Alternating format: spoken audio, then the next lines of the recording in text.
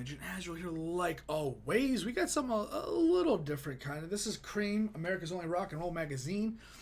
There was a specific trailer about the beer that was really like brand new, but I couldn't really find it on YouTube, and I didn't want to like do some weird website crap. So I just actually was looking up what this was, just kind of a documentary, and this is kind of the official trailer that came out like about a month ago. So we're just kind of checking it out. We've been doing a lot of music. We always do music. A lot of 21 Pilots, Nothing But Thieves. We're doing a lot of Enough recently. You know, we've even done, I think, Tech 9 in the past. Or maybe I just watched a bunch of reactors and dreamed. No.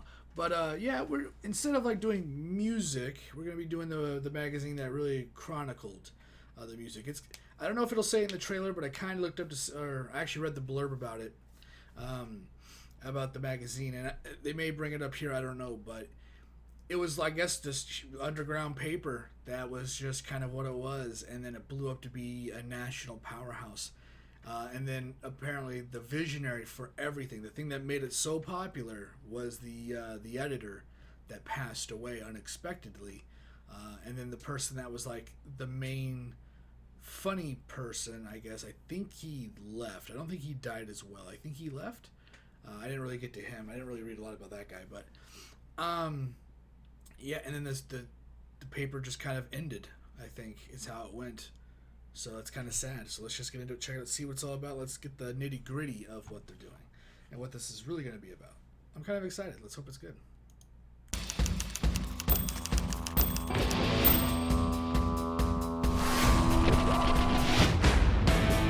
Creem magazine was our Facebook. It was our social media.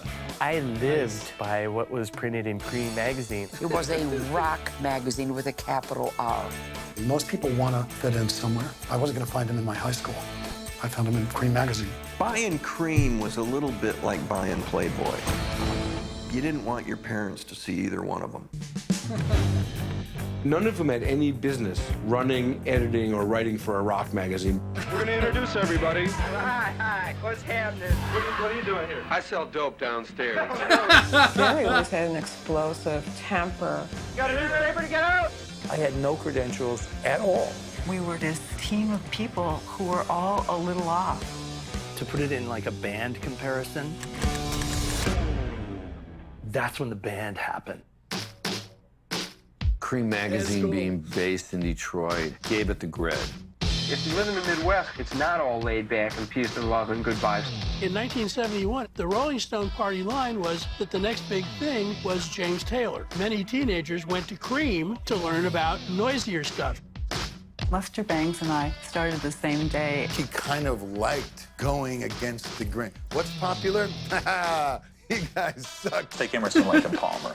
Here is like musical sterility at its pinnacle. There's no parallel for it in the rest of rock journalism. It was not a magazine that was about rock and roll. Rock and roll was taking place at the magazine. It's pretty sick, though. Dude, the good old days, was right? politically incorrect. That's what made Creem so good. He told the truth. Hell yeah, dude. 50 years after Creem's first issue published, it still stands for something. Either you're in on the joke or you are the joke. America's only rock and roll magazine. Yeah. Dude, that's incredible. Why do we have to end it on this idiot? Well, at least Madonna's there, I guess. Actually, we can just, you know. There we go. We'll just end it right there. That's kind of crazy, man. Like, I've never heard of Creem before. When I look back at stuff like this, I'm like, dude, was I just born in the wrong century? Not a century. What? I'm tired. I just woke up. The wrong era. You know, like, would I have been better off before all the technology? You know, doing things like this, creating something that wasn't there before, and being a part of history. Like, I don't know. I always kind of dream of that kind of stuff. It's always interesting to think about. I'd never heard about this magazine, like I said, but damn, it just seems like it was just all it was. The way they were talking about it, the way some of these the Red Hot Chili Peppers guy, Roach, I think his name is, or whatever. Just talk about how it was like, it was what it was. It was just important. You know, it was the Facebook before Facebook, or the MySpace, or whatever he said. Like, oh, dude. It would have been, I don't know, like, it's cool having technology at the touch of your finger, but, you know, when I went a while without having a phone, you know? I just didn't have the money for it, and I just didn't really care. I mean, now it's like, dude, can I play any more Raid Shadow Legends, or Rise of Kingdoms, or the Star Trek game? No, I can't. I played a crap ton.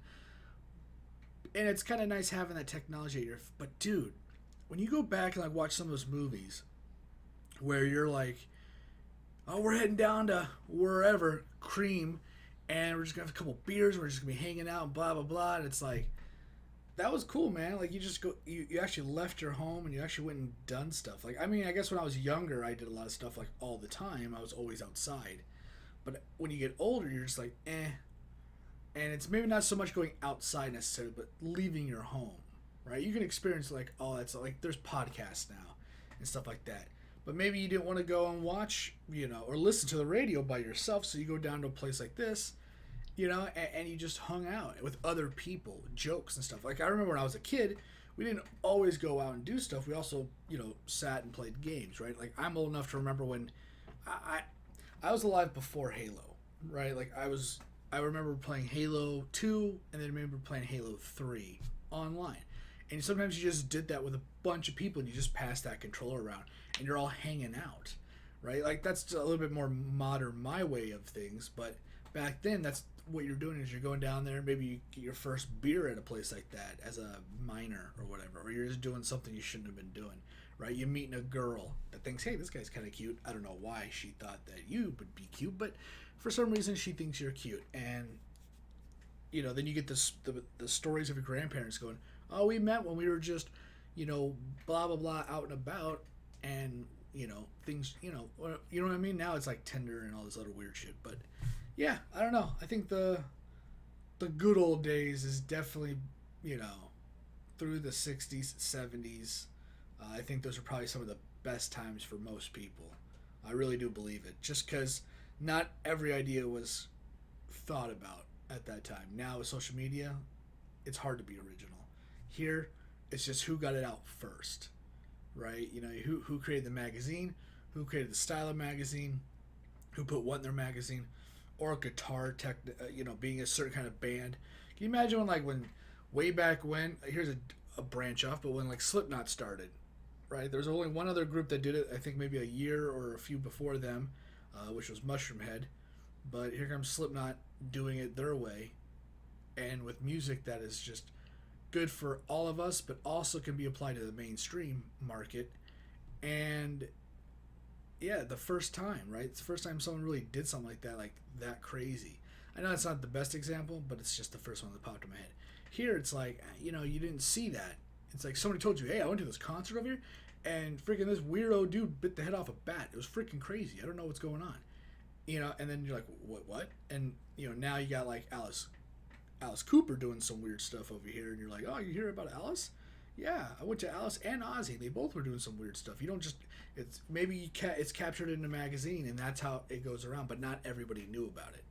Now there's an alert on my phone that can tell me about whatever the hell's going on in the world. And I don't know. The good old days is just a real thing, I think, for me. But thanks for watching. Thanks for hanging out. I'll see you on whatever video I'm doing next. Sorry for rambling. I'll get out of here. And hope to see you on whatever video is coming up, which I don't know what it is. Something. Also, I'm really tired, so it's a lot less energy. And I don't have a lot to begin with because I'm just kind of like, not impressed. But this is actually really good. I really like this, and I can't wait to kind of see the documentary. So, again, thanks for watching. I'll see you later. Peace.